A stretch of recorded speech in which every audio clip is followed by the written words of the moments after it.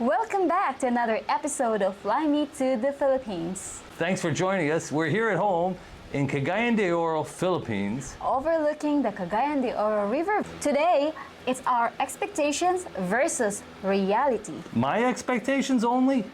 My expectation as well. Oh. And the reality. What do you got there?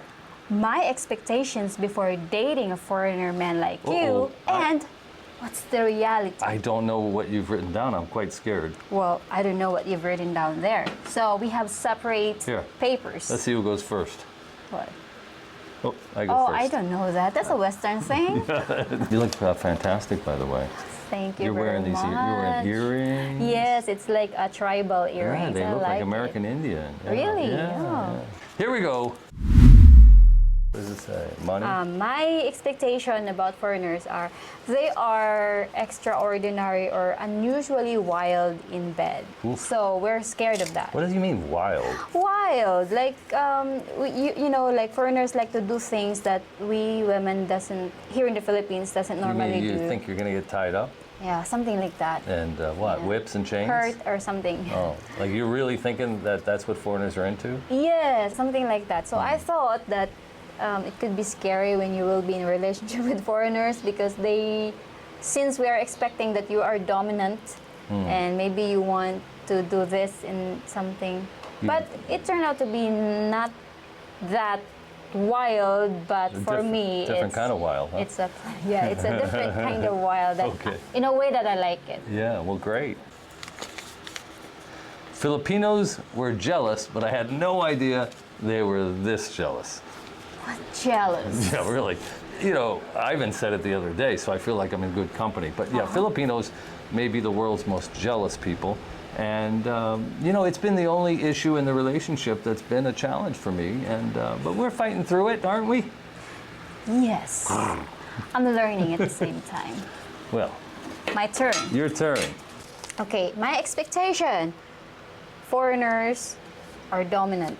Dominant. Yeah, so I thought that before I was like, I was doubtful if I'm gonna date a foreigner like you because I think foreigners are dominant. They don't want to follow, they will not accept ideas or they want the Filipinos to be just submissive all the time. That's what I thought. You know, Chrissy, I don't follow.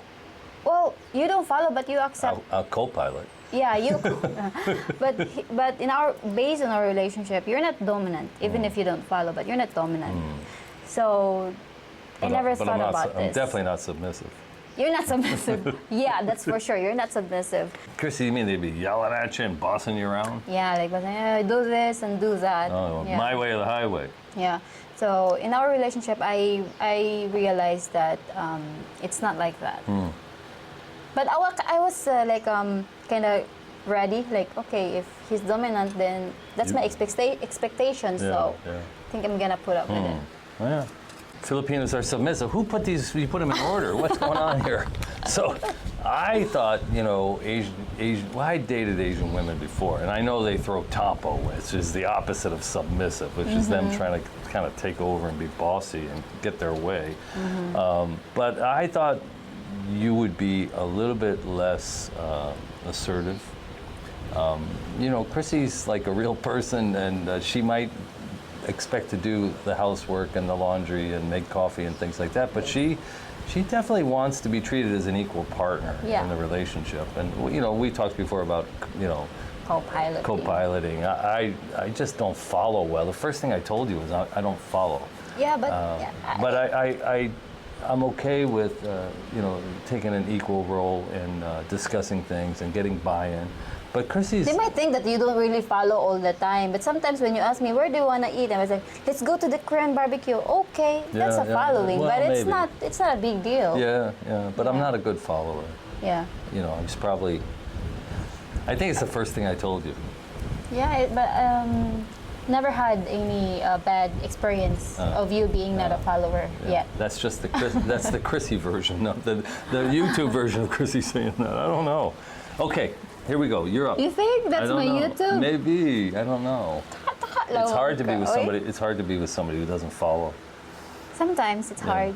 Yeah. Okay. So that's why you need to widen your understanding. hair in your mouth. Yeah, I'm eating my hair. You're eating your hair. I'm eating hair. Eating hair.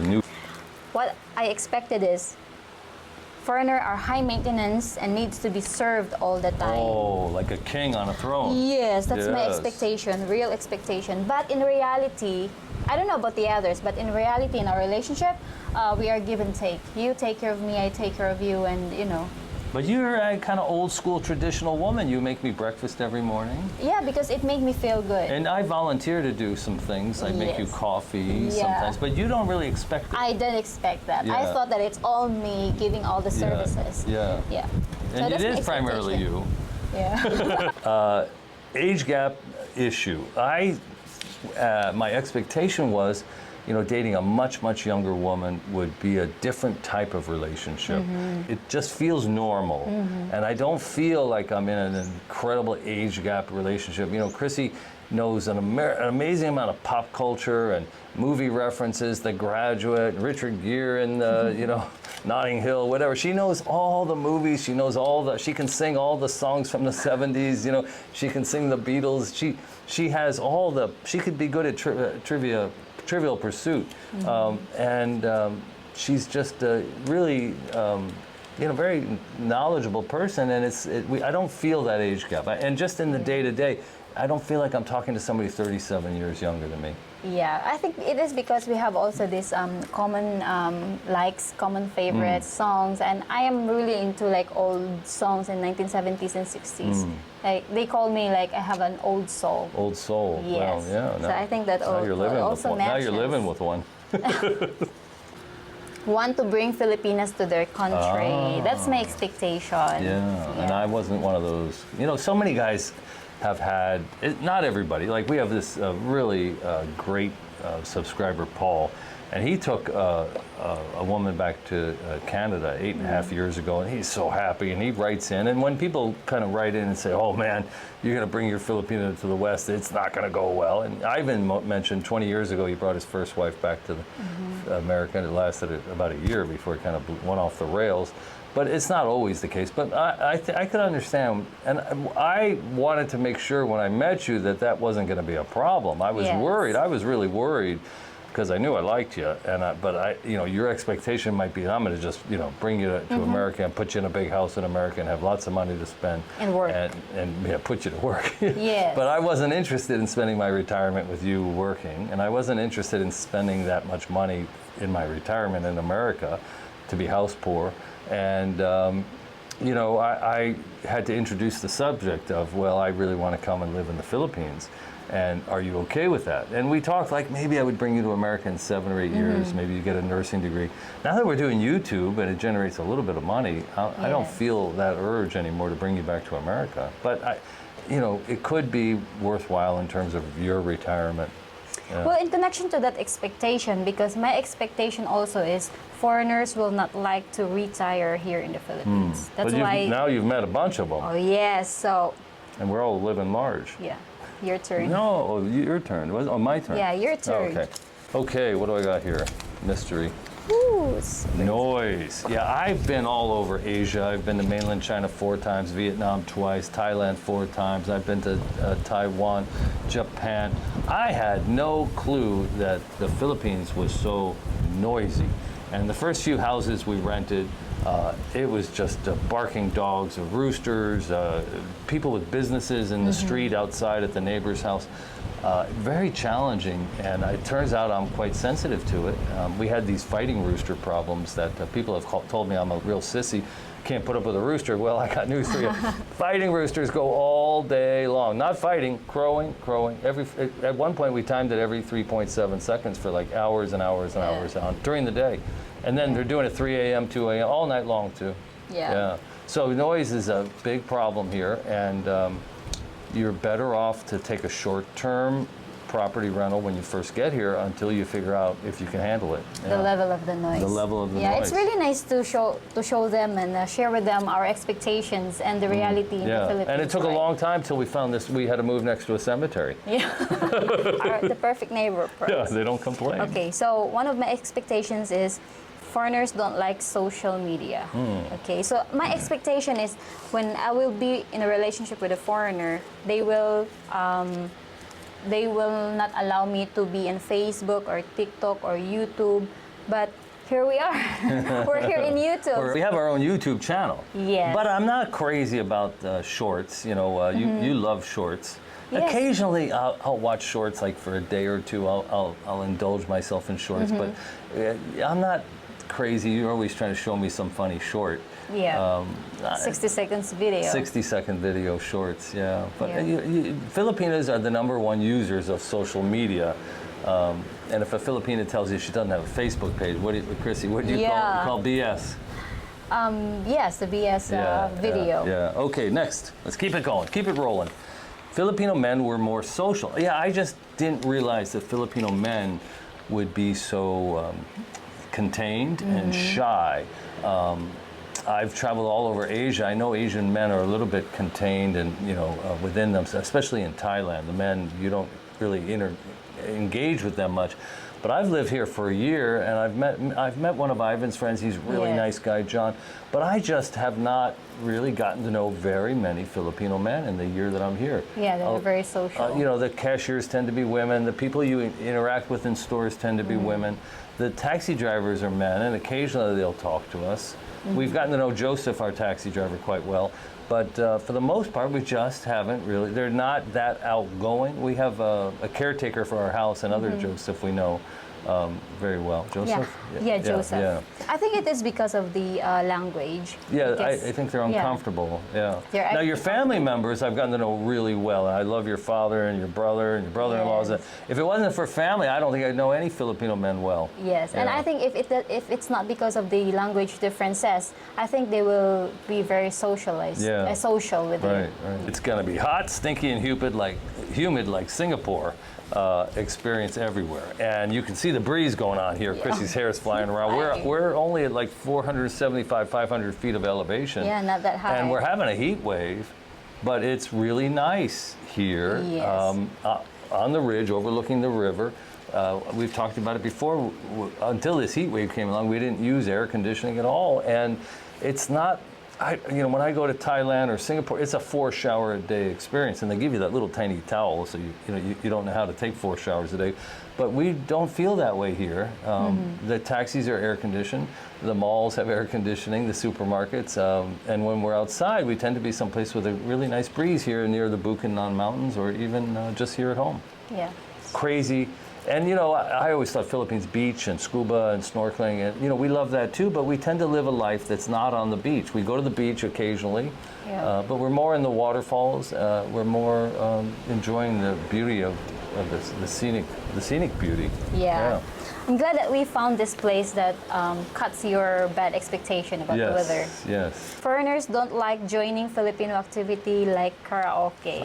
So I thought that if Filipinas will do the karaoke, you will isolate yourself in a room or somewhere where you can't hear us singing. But out of my expectation, foreigners are like really social when it comes to karaoke, and foreigners don't give the chance Filipina to sing anymore because the mic's stuck in their hands. Our friend Jim wouldn't take the mic, but he was singing along at full volume without the mic. And he's really a good singer. What's up with that? Yeah, he was a good singer. So I once sang karaoke in Japan, and the person I was with made a video of it, and I thought, wow, it sounded okay. And then when I got home, I watched the video and I realized that I was torturing the person.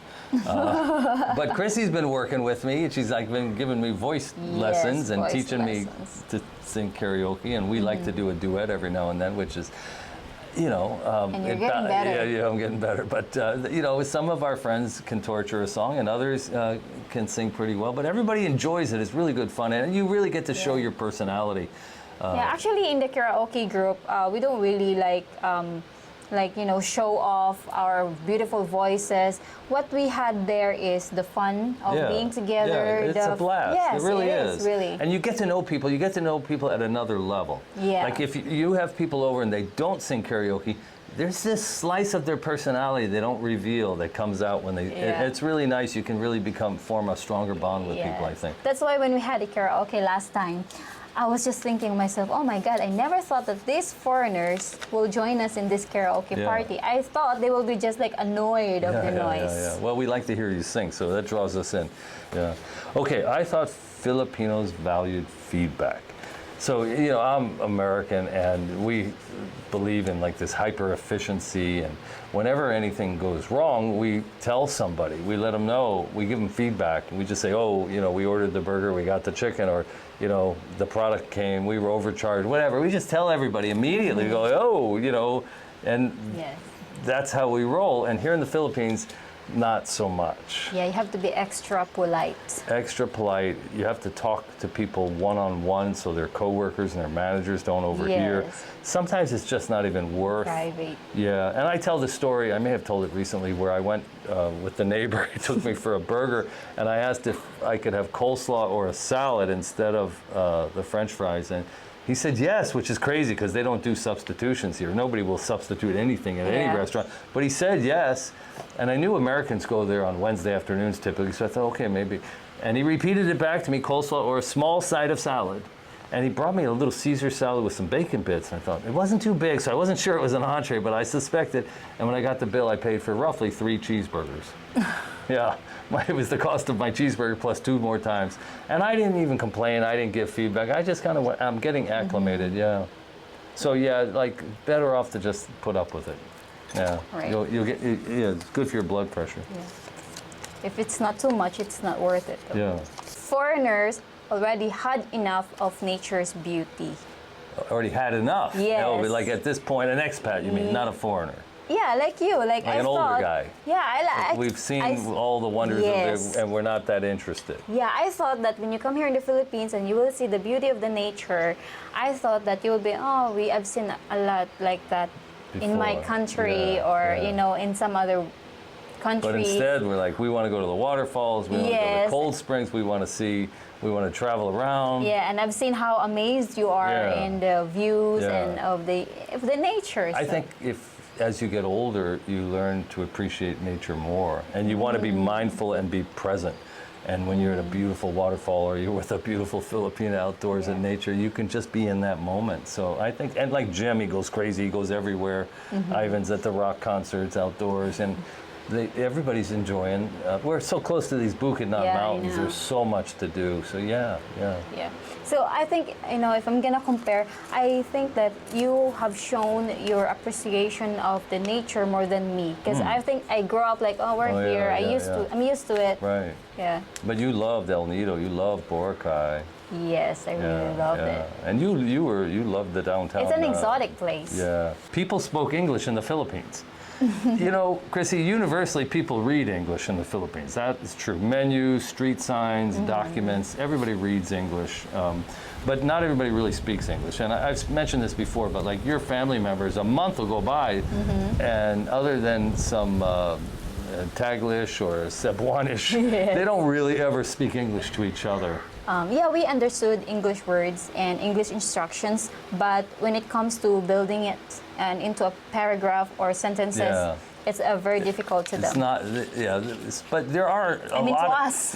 And that's one of the reasons why expats are so drawn to like Cebu City and places where there's a lot of call centers, because that's where you're going to find a lot of young women who are educated and speak good English. Yeah. Okay. Is this me? What you got? Okay. My expectation, if I'm gonna date a foreigner, it is very hard to find their food in the Philippines. But and it I turned have a out, really finicky diet. yes, especially you, and I don't know how to cook, guys. She's No, funny. She's good. Yeah. I become better when I you know met what? you.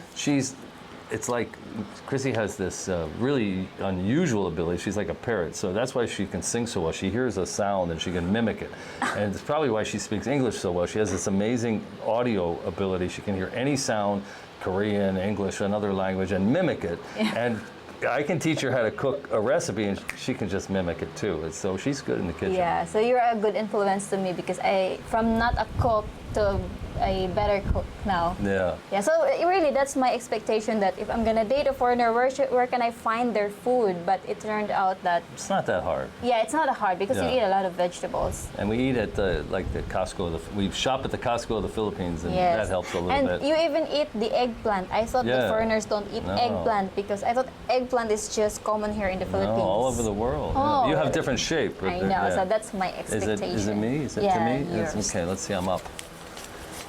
The food, again, here, look, Oh. just by chance. The food would be horrible, and I would not find anything good to eat anywhere. I told people back home, I'm going to the Philippines, the weather is going to be hot and stinky, and the food's going to be horrible. Those are my two things that I was just expecting to find. And we talked about the hot and stinky. I eat a keto diet, and I don't eat any rice, I don't eat any grains, I don't eat vegetable oil, and I try and stay away from all sugar. And I have been eating a lot of rotisserie chicken. I import really good Thai curry paste from Thailand. I make coconut milk Thai curry. It's high in fat, but it's very low in carbohydrates. I use daikon radish, carrot, onion, and some bok choy typically in mine. And we add some shrimp and some ground beef, or we add some ground pork. And what else do I eat?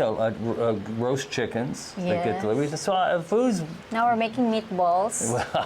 teaching. We had a party. We made meatballs. So now it's worked its way into the rotation. Yeah, he taught me how to make meatballs.